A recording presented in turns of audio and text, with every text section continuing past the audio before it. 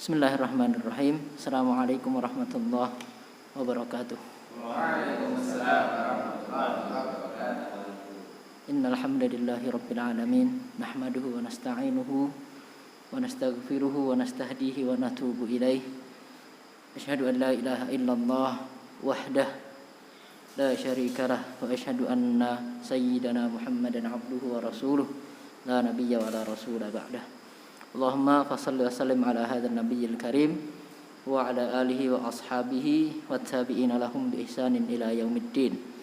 Amma ba'du. Faqala ta'ala a'udzu billahi minasyaitonir rajim.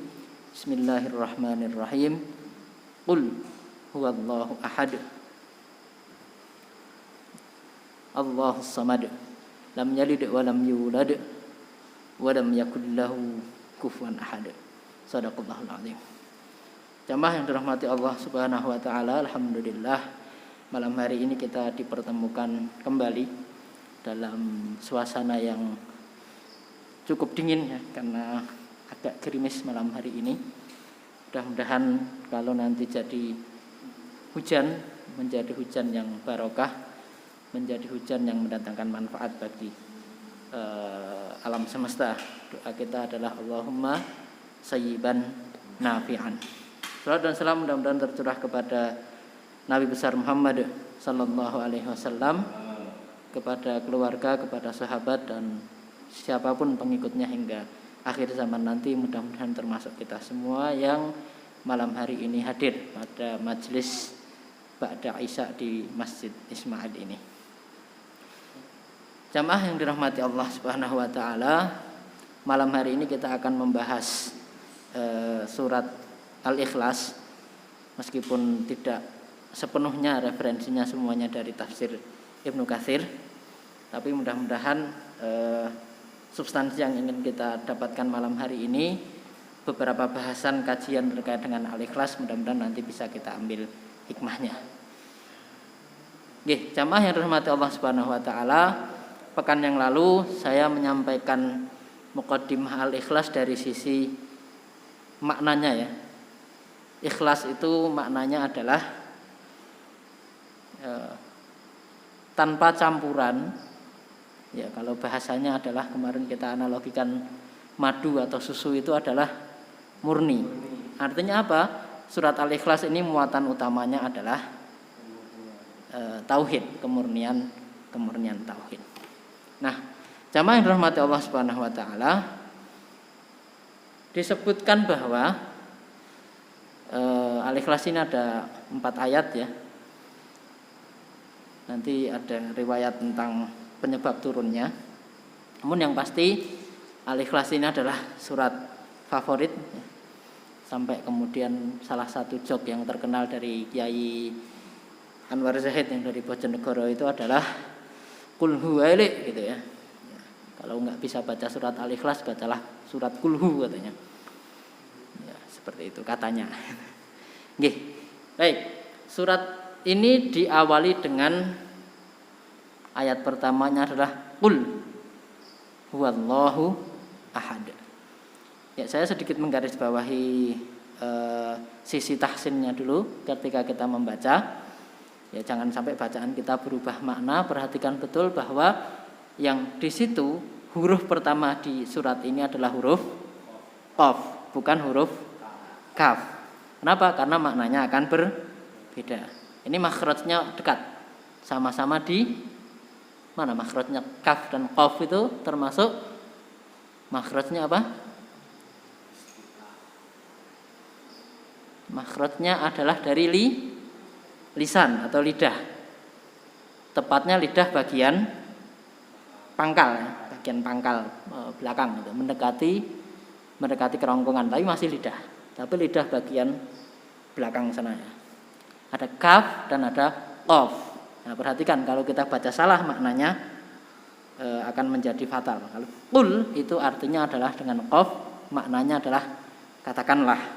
Tetapi kalau kita baca kul, maknanya adalah panganan. Jadi kalau kita baca kul pakai kaf, huwallahu ahad, akan bermakna makanlah. Dia Allah yang Maha Esa. Ini kan maknanya jadi fatal. Perhatikan ini ya. Jadi qul bukan kul.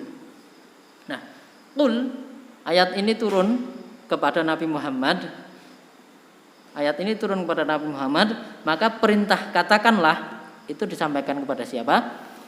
Ini disampaikan kepada Nabi Muhammad sallallahu alaihi wasallam. Di antara asbabun nuzulnya adalah orang-orang kafir, dalam hal ini orang-orang Yahudi mengatakan, nanti ada di ayat lain disebutkan, jika orang Yahudi mengatakan Tuhan kami adalah Uzair, anaknya Allah. Orang-orang Nasrani, tadi orang Yahudi mohon maaf mengatakan Tuhannya adalah Uzair, anaknya Allah. Orang-orang Nasrani mengatakan Tuhan kami adalah Al-Masih, anaknya Allah. Siapa itu Al-Masih yang dimaksud? Yang dimaksud adalah Al-Masih Isa ibnu Maryam. Jadi ada dua Al-Masih ya. Ada dua Al-Masih, yang satu adalah Nabi, yang satu ada dua. Satu Al-Masih Isa ibnu Maryam, satu lagi Al-Masih yang nanti akan turun di akhir zaman, yaitu Al-Masih Ad-Dajjal. Makanya di antara sunnah yang dibaca setelah tahiyat akhir itu adalah Allahumma inni a'udzubika min adzabi jahannam wa min adzabil qabri wa min syarri fitnatil mahyaya wal mamat wa min syarri fitnatil masihid dajjal. Jadi ada dua Al-Masih. Al-Masih Isa ibnu Maryam dan Al-Masih Ad-Dajjal. Al-Masih Isa ibnu Maryam itu mengajarkan kebenaran, Al-Masih Ad-Dajjal mengajarkan kesesatan. Nah itu orang-orang Nasrani mengatakan Al-Masih Isa dalam bahasa asalnya, Isa itu bahasa asalnya adalah Yesua. Ketika Yesua ini dibawa ke Romawi, nah Romawi itu maka Yesua ini berubah menjadi Yesus. Mungkin kalau dibawa ke Jawa itu menjadi Yesua. Kenapa? Karena Jawa itu Kalau dibawa ke Sunda barangkali jadi Yesua gitu. Jadi aslinya adalah Isa dalam bahasanya, dalam bahasa kampung asalnya Nabi Isa sendiri itu Yesua. Ketika dibawa ke Romawi menjadi Yesus. Itu asal muasalnya. Gitu kan. Kenapa nanti dikenal sebagai Yesus Kristus di kalangan Nasrani. Karena pusatnya kan di Romawi kan. Nanti kita kenal, nanti ada di Roma itu ada Vatikan. Nah, seperti itu. Orang Majusi mengatakan Tuhannya adalah matahari dan bulan. Lalu mereka bertanya kepada orang Islam, kepada Nabi Muhammad khususnya, "Nek Tuhanmu ki sapa Muhammad?" Maka turunlah ayat ini atau surat ini. Qul huwallahu ahad. Riwayat lain menyebutkan orang-orang kafir itu pada bertanya, "Wahai Muhammad, Tuhan kami itu," misalnya tadi dikatakan orang Yahudi Uzair anaknya Allah, orang-orang Nasrani mengatakan Al-Masih anaknya Allah. Lalu wahai Muhammad, Tuhanmu itu nasabnya bagaimana? Nasabnya. Jadi ditanya, asalmu asale pangeranmu ki saka ngendi? Bapake sapa, ibuke sapa, simbahe sapa dan seterusnya. Kenapa? Nanti juga bisa dipahami orang-orang musyrik di Makkah pada waktu itu menyembah apa? Menyembah berhala. Siapa saja nama berhalanya? Lata, Uzza, Mana dan seterusnya. Itu siapa Lata, Uzza, Mana dan seterusnya itu? Ya, nenek moyangnya orang Quraisy yang soleh-solih gitu. Jadi dulunya adalah orang-orang baik, di istilahnya ya simbah-simbahi mereka, orang soleh, dibuat figurnya gitu. Dalam rangka apa awalnya? Menghormati, mengenang jasanya. Lama-lama disembah. Tetapi ini jelas Lata itu anaknya siapa, Uzza itu anaknya siapa, Mana itu anaknya siapa, itu ada. Nah terus nek Muhammad, Tuhanmu ki bapake sapa, ibuke sapa? Ini orang-orang bertanya. Ya bagi kita barangkali mosok takon bapak ibu Tuhan sapa. Tetapi ya kalau kita lihat latar belakang orang-orang musyrik Quraisy seperti itu, wajar mereka bertanya. Ketika juga di luar orang musyrik, ya orang kafir itu kan ada musyrik, ada ahli kitab. Kalau nanti pendekatannya surat Al-Bayyinah itu ahli kitab, nanti ketemu Yahudi dan Nasrani. Hal yang sama dulu juga terjadi pada masa Nabi Nuh. Ini tentang Tuhan yang disembah. Persis seperti yang terjadi pada kaum musyrikin Quraisy, orang-orang atau kaumnya Nabi Nuh itu dulu juga punya buyut-buyut nenek moyang mereka. Sama, dulu orang soleh mengajak kebaikan gitu. Ya, dai pada waktu itu mungkin ada beberapa yang menyatakan itu adalah para nabi bagi kaum itu dulunya. Tapi tidak termasuk pada nabi yang 25 gitu ya. Tetapi memang tidak terjadi perbedaan apakah mereka itu hanya orang soleh atau mereka itu sampai pada derajat nabi. Tapi yang pasti adalah orang soleh. Kalau nabi kan pasti orang soleh, kan orang soleh belum tentu nabi. Sama sebagaimana orang-orang musyrik Quraisy menyembah Lata, Uzza, Mana dan seterusnya. Orang-orang kaumnya Nabi Nuh dulu menyembah Wad, Syuwa, Yaghus, Ya'uq dan Nasr. Nanti kita baca di surat Nuh itu disebutkan wa qalu la tadarunna alihatakum wa la tadarunna wadda wa la syuwa'a wa la yaghutsa wa ya'uqa wa nasra. Nanti silahkan dibaca di surat Nuh. Ayat berapa saya agak lupa nih ayat berapa. Agak tengah-tengah gitu ya. Dan mereka mengatakan jangan kalian meninggalkan Tuhan-Tuhan kalian. Jadi ketika Nabi Nuh itu berdakwah kepada kaumnya untuk meninggalkan ajaran nenek moyang mereka yang sudah melenceng dari kebenaran, mereka mengatakan jangan tinggalkan sesembahan-sesembahan kita ini. Jangan tinggalkan Wat, jangan tinggalkan Syuwa, jangan tinggalkan Ya'uq, jangan tinggalkan Yaghus, jangan tinggalkan Nasr untuk kemudian meninggalkan itu semua dan menyembah Tuhannya Nabi Nuh. Yang Tuhannya Nabi Nuh sama dengan Tuhannya Nabi Muhammad, yaitu Allah yang satu. Maka ayatnya berbunyi Qul huwallahu ahad. Wahai Muhammad, katakanlah ketika datang pertanyaan-pertanyaan itu, jawablah Tuhanku itu adalah Allah yang esa, satu-satunya. Nah ini kalau kita lihat dalam konteks kebangsaan, kenegaraan kita, ini menarik. Bagaimana para ulama dulu berjuang di masa kemerdekaan. Kalau kita kontekskan ya, sila pertama Pancasila itu berbunyi ketuhanan yang Maha Esa. Menurut sejarahnya sebelum berbunyi ketuhanan yang Maha Esa bunyinya apa?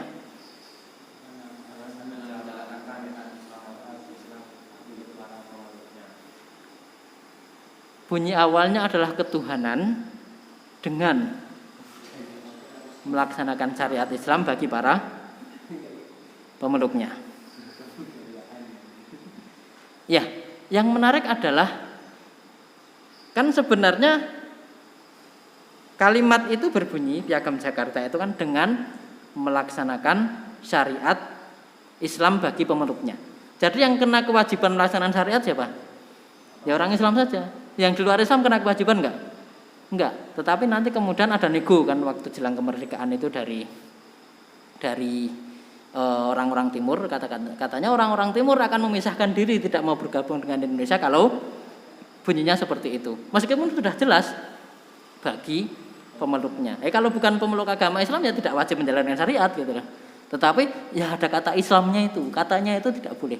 Kata Islam itu tidak boleh muncul, nanti menyebabkan disintegrasi katanya gitu. Maka komprominya kemudian adalah menjadi ketuhanan yang Maha Esa. Ini sebenarnya mengandung pesan bagi kita semua umat Islam di masa milenial ini. Sesungguhnya para ulama kita yang dulu berjuang di era kemerdekaan itu menitipkan pesan kepada kita semua. Apa pesannya? Indonesia ini, negara ini yang kita cintai, negara kesatuan Republik Indonesia ini sesungguhnya mengandung nilai Islam di sana yang dipesankan kepada kita secara tersirat. Kan kita kan sering biasa mendengar dulu para pejuang kita, para pahlawan sudah berjuang merebut kemerdekaan, saatnya kita mengisi gitu toh. Maka sesungguhnya tidak cukup itu kalau bagi kita generasi Islam. Dulu para pejuang itu sudah sedemikian rupa menjadikan Islam ini sebagai latar belakang pemikiran berdirinya negara ini dengan mengatakan ketuhanan yang Maha Esa. Kenapa? Karena nilai kandungan surat Al-Ikhlas masuk di situ. Ketuhanan yang Maha Esa. Coba perhatikan, dari seluruh agama yang diakui di Indonesia, yang benar-benar monoteis yang mana? Yang benar-benar ketuhanan yang Maha Esa. Monoteis itu, mono itu artinya satu, teis itu Tuhan. Yang benar-benar ketuhanan Maha Esa yang mana? Islam. Maka sesungguhnya kita mendapatkan pesan itu khusus, terkhusus bagi kita. Jadi saya ingin mengatakan bahwa meskipun 9 kata pada piagam Madinah itu hilang, sesungguhnya pesan itu tetap harus sampai kepada kita semua. Mari kita jadikan negara kita yang kita cinta ini baldatun thayyibatun wa rabbun ghafur, di mana di sana ditegakkan kalimatullah la ilaha illallah. Ini pesan bagi kita semua. Sedikit keluar dari tafsirnya ya. Ya tadi, qul huwallahu ahad. Katakanlah wahai Muhammad, dialah Allah yang Maha Esa.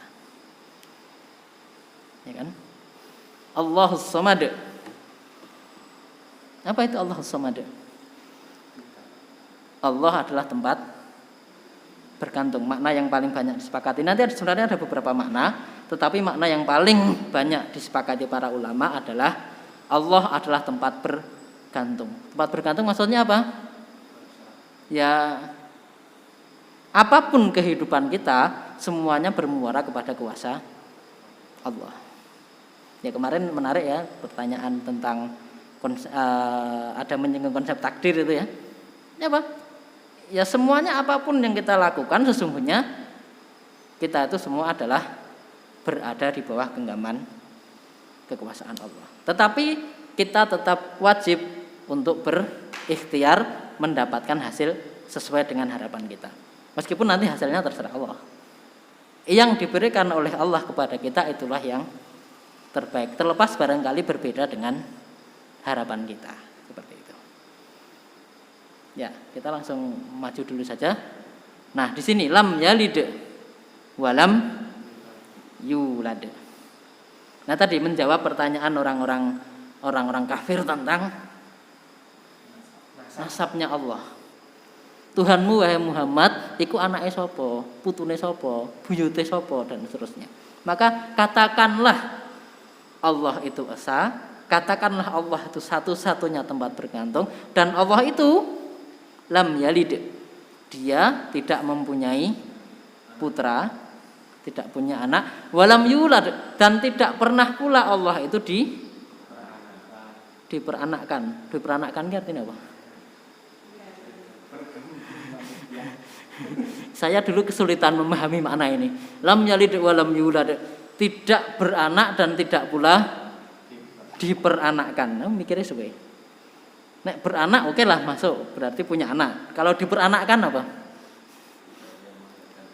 Tidak ada yang melahirkan. Makanya nanti kalau kita kalau akidahnya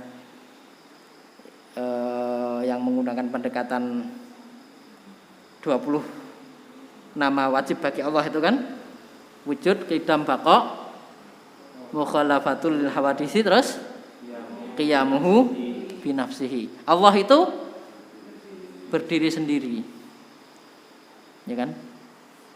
Loh, terus kapan munculnya kok? Apa Allah muncul tiba-tiba berarti?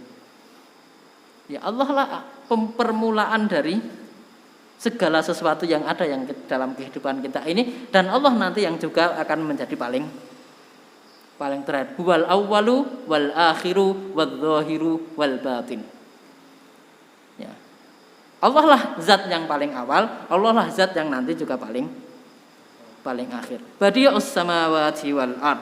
Allah lah yang memulai penciptaan segala sesuatu yang ada di langit dan yang ada di bumi. Fatirus samawati wal ard.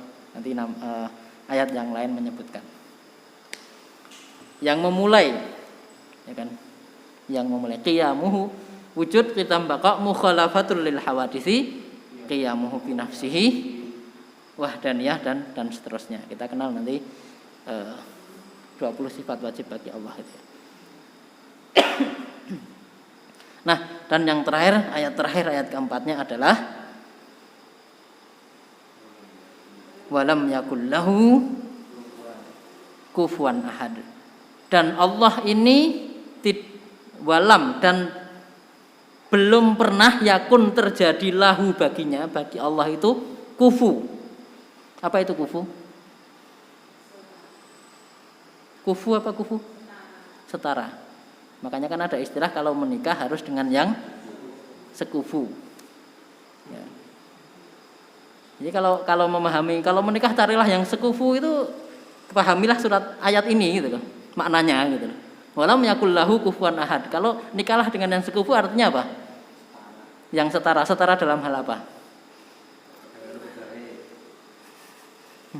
Ya kalau orang Jawa nyebutnya bibit, bobot dan bebetnya. Tapi kalau Islam punya ajaran tungkahul mar'atu li arba'ah. Wanita dinikahi karena 4 hal apa wae?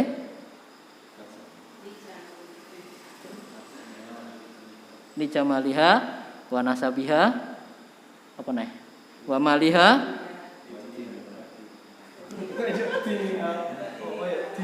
wa diniha. Jarane Pak Yadi ini Pak Yadi loh. Berarti carilah yang karena agamanya satu, karena kecantikannya satu,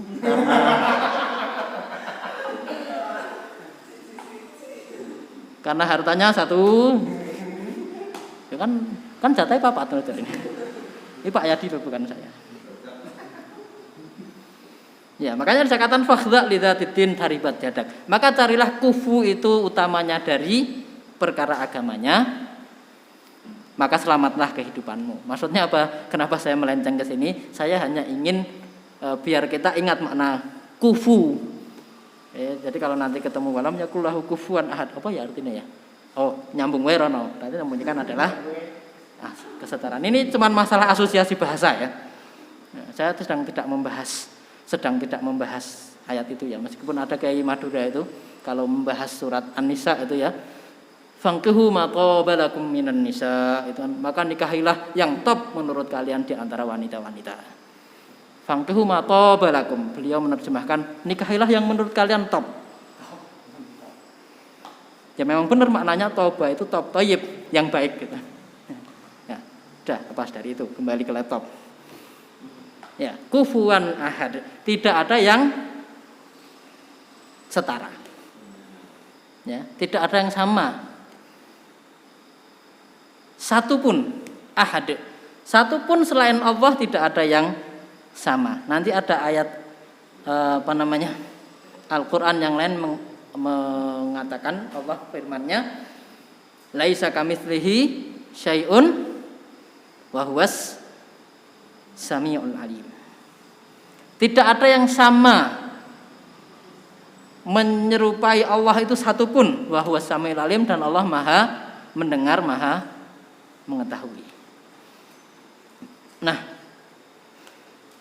Ikhwah yang menarik, maka kemudian disebutkan bahwa Al-Ikhlas ini adalah sepertiga dari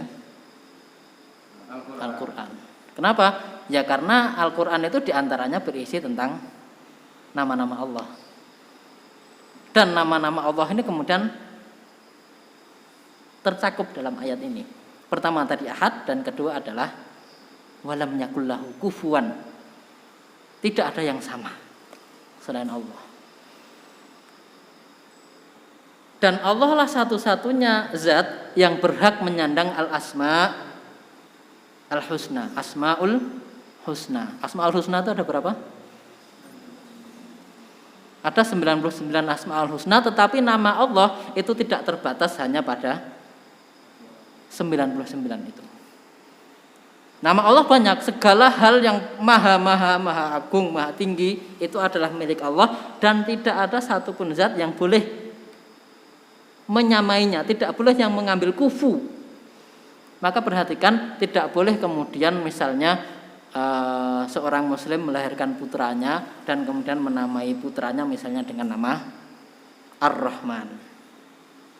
Tidak boleh. Kenapa? Karena berarti ini anak dinamai sama setara dengan Allah. Tidak boleh. Tidak boleh misalnya anaknya lahir diberi nama Asmaul Husna yang lain misalnya. Al-Malik misalnya. Al-Aziz misalnya. Al-Latif misalnya. Enggak boleh. Kalau Latif boleh enggak? Ya? Hah? Artinya apa? Ini perhatikan ya.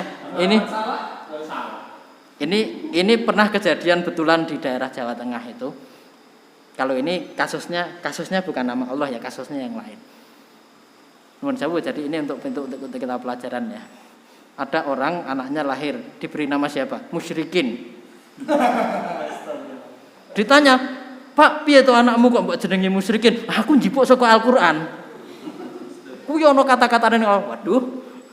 Musyrikin kafirin kabeh ana ning Al-Qur'an. Ya ini bahaya ya.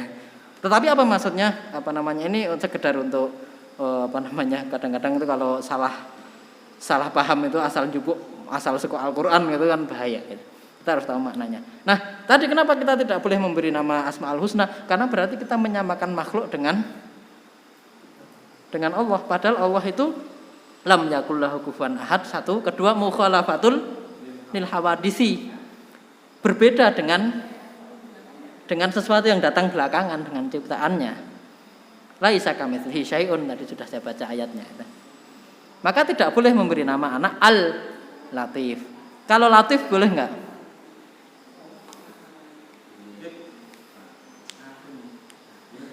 Tidak boleh memberi nama orang Ar-Rahman misalnya. Kalau Rahman boleh enggak? Rahman. Kenapa? Gue tak kena pasal sih. Ya perhatikan kalau ini dalam struktur bahasa Arab, alif lam itu mengandung makna yang, jadi sekedar tambahan alif lam itu.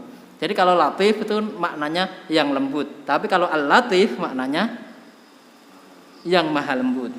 Rahman artinya penyayang, ar-Rahman yang maha penyayang. Karim artinya mulia, al-Karim yang maha mulia. Tambahan al itu ya, ini mau tambahan al toh, ini mengubah makna luar biasa. Karena dalam bahasa Arab al itu maknanya menspesifikkan atau namanya memakrifahkan sesuatu yang nakirah. Nakirah tadi masih umum. Kalau kasih al menjadi spesifik, yang paling.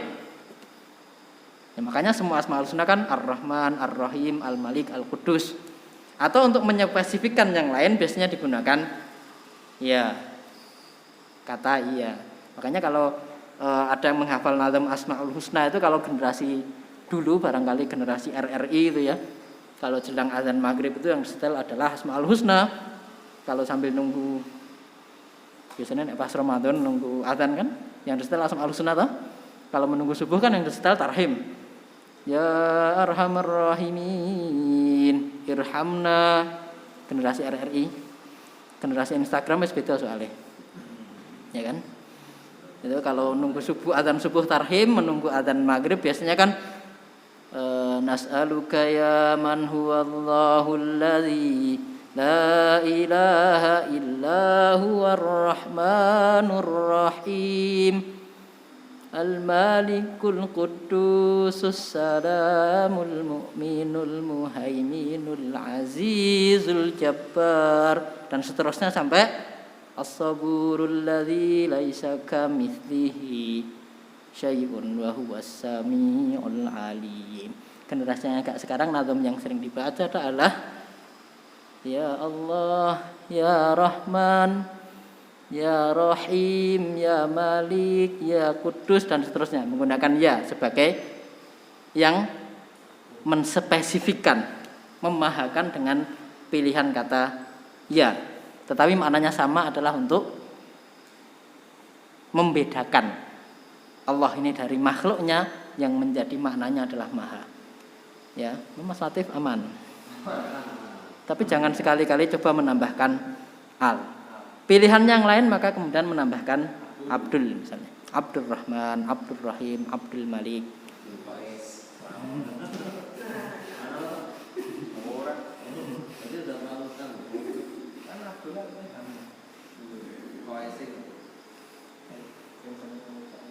Nah, itu dicarikan maknanya itu. Ya, nuwun sewu karena memang ada yang pernah kejadian salah memberi nama. Inilah misalnya kan Abdulnya hambanya siapa? Ternyata hamba bukan hambanya. Ini juga kesalahan. Mungkin perlu kita kita cari asal muasalnya. Kalau sudah terlanjur ya sudah. Saya punya kakak kelas namanya Abdul Atik. Hambanya Atik. Atik itu apa padahal? Al-Atik itu adalah wal yatawafu bil baitil Atik, dan tawaflah pada bait rumah yang Al-Atik. Maksudnya apa? Ka'bah. Maka namanya dia menjadi maknanya hambanya Ka'bah. Makanya kemudian meskipun tidak secara administratif diurus aktanya, dia merubah namanya menjadi Abdullah Atik. Hambanya Allah yang Atik. Atik itu artinya sesuatu yang awal. Jadi maksudnya Ka'bah kan awal-awal. Seperti itu. Ada juga kakak kelas saya itu namanya Abdul Rojali. Hambanya Rojali. Rojali ini siapa? Ya.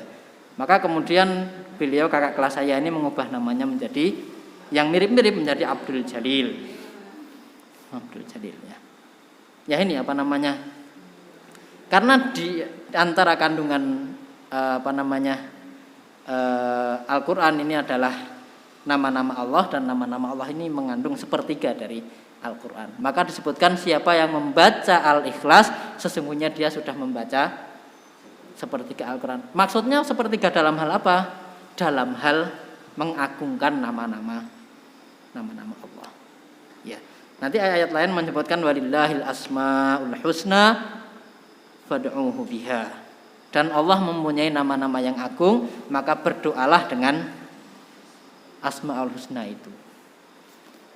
Ya mohon gitu. Mohon rezeki, maka dibacalah misalnya ya Razzaq, wahai yang Maha memberi rezeki, berilah rezeki kepada kami. Ya, ini adalah bagian dari tauhid.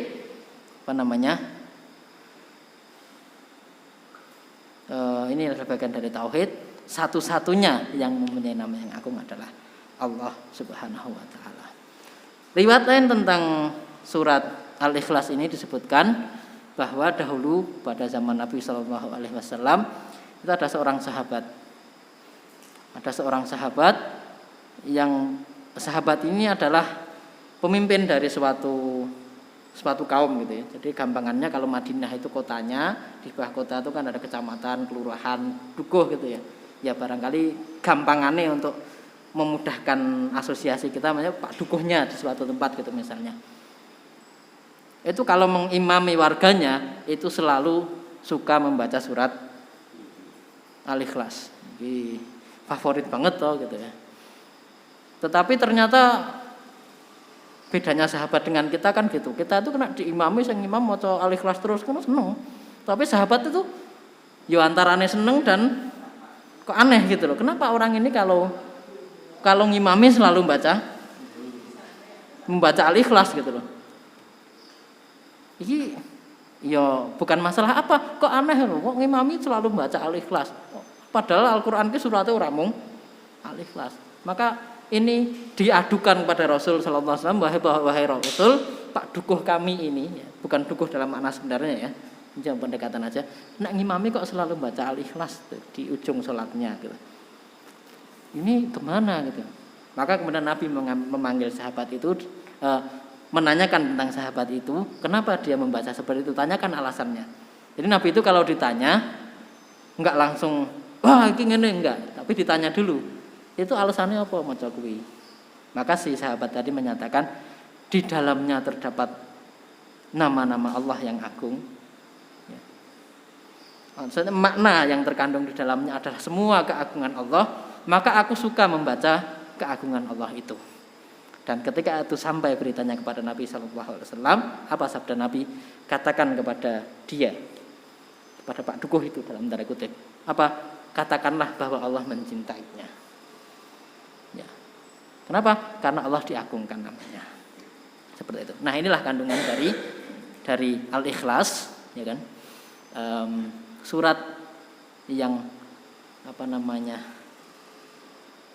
mengajak kita untuk memurnikan tauhid kita, memurnikan ibadah kita, memurnikan pemujaan, pengagungan kita hanya kepada Allah Subhanahu wa taala Al-Ahad, tidak ada yang lain. Allah sebagai satu-satunya Rabb. Nanti kita kenal dengan istilah tauhid rububiyah. Allah sebagai satu-satunya ilah, Allah sebagai satu-satunya yang disembah, dan tauhid asma wa sifat, satu-satunya yang memiliki nama dan sifat-sifat yang mulia. Oke, mohon maaf sedikit tambahan. Saya ingin memastikan bahwa kita paham perbedaan konsep rububiyah dan uluhiyah dulu. Meskipun ini tidak langsung ada di kajian tafsirnya, tapi mungkin ini saya rasa perlu. Apa bedanya Rabb dan ilah? Mungkin ini perlu kita pertegas. Ya. Apa bedanya Rabb dan ilah? Ketika kita membaca alhamdulillahi rabbil alamin, kita biasa terjemahkan apa? Segala puji bagi Allah, Tuhan semesta alam. Ketika kita membaca la ilaha illallah, artinya apa? Tiada Tuhan selain Allah. Jadi ada dua kata dalam bahasa Arab diterjemahkan dalam bahasa Indonesia dalam satu kata. Ini kira-kira pas nggak? Alhamdulillahi rabbil alamin. Segala puji bagi Allah, Tuhan semesta alam. La ilaha illallah, tiada Tuhan selain Allah. Oh, ini dua kata yang berbeda, masa terjemahannya jadi cuma satu kata? Itu biaya maksudnya? Ya?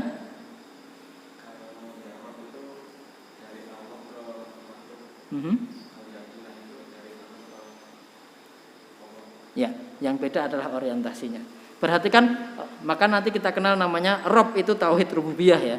Bahwa Allah satu-satunya, ahadnya dalam apa tauhidnya? Allah sebagai satu-satunya yang menciptakan, satu-satunya yang mengayomi, satu-satunya yang paling mengasihi, satu-satunya yang memberi rezeki, satu-satunya yang kelak akan mematikan, satu-satunya yang kelak akan menghidupkan kembali, satu-satunya yang kelak akan menghisab, satu-satunya yang kelak akan membalas segala perbuatan yang dilakukan oleh manusia semasa hidupnya.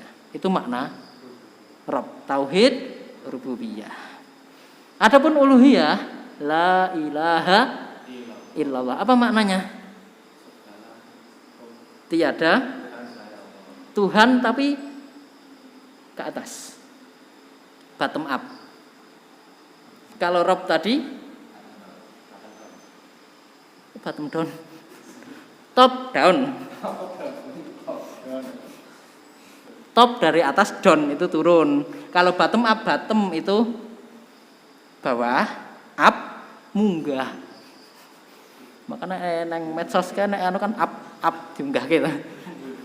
Bottom up karo top down. Jadi Rabb itu maknanya top down, kalau ilah maknanya bottom up. Kenapa? Karena ada orang-orang yang ketika ditanya siapa yang menciptakan kamu, dia jawab Allah. Siapa yang memberi rezeki kamu, dia jawab Allah. Tetapi siapa yang disembah selain Allah?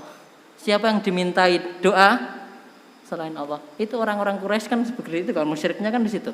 Orang-orang Quraisy itu kalau ditanya siapa yang menciptakanmu, mereka menjawab Allah. Kenapa kalian menyembah Lata? Kenapa kalian menyembah Uzza?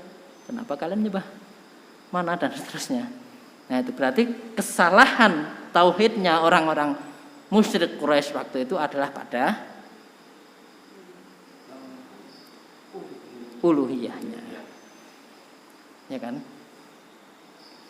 Makanya kan orang-orang Quraisy itu ketika diminta untuk nyembah Allah sebagai satu-satunya, kan mereka mengatakan, apa Muhammad ini pengen menjadikan Tuhan-Tuhan kita yang banyak ini hanya satu Tuhan saja, pengen menghilangkan eksistensi Mana, Lata, Uzza dan seterusnya. Sebagaimana sejarah sebelumnya Nuh ingin menghilangkan eksistensi Yahud, Ya'ub, Wad dan seterusnya itu. Nah, itu sejarah yang terulang. Tapi prinsipnya yang ditegaskan dari surat Al-Ikhlas ini adalah, mari saya dari kajian Al-Ikhlas ini mengajak khususnya pada diri saya pribadi dan pada kita semua, mari kita murnikan tauhid kita kepada Allah Subhanahu wa taala sebagai satu-satunya Rabb, satu-satunya ilah, satu-satunya yang mempunyai asma dan sifat yang agung, yang tidak dilahirkan dan juga tidak mempunyai putra, jadi tidak punya garis nasab ke atas maupun ke bawah, dan Allah adalah satu-satunya tempat bergantung. Demikian, mohon maaf banyak kekhilafan kekurangan. Usikum wa nafsi bittaqwallah wallahu muwaffiq ila aqwamit thoriq. Wabillahi taufiq. Assalamualaikum warahmatullahi wabarakatuh.